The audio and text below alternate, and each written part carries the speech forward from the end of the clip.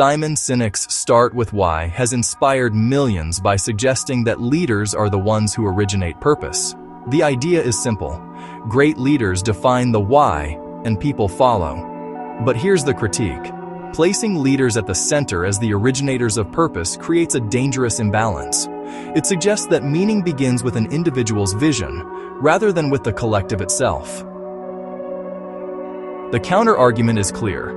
Leaders are not originators. Purpose already exists in the coherence of relationships.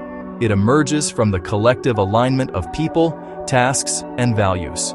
Leaders don't invent it, they are accountable to it. When we recognize that purpose precedes leadership, organizations stop chasing charismatic figures and start cultivating relational health. Leaders become stewards, not authors, custodians of coherence rather than creators of meaning. This shift changes everything. Culture becomes emergent, trust flows as grace, and vitality is measured by coherence.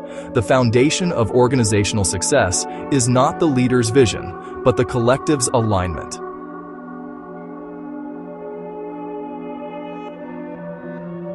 So as we move beyond Sinek's familiar narrative, remember, leaders are not the source of purpose.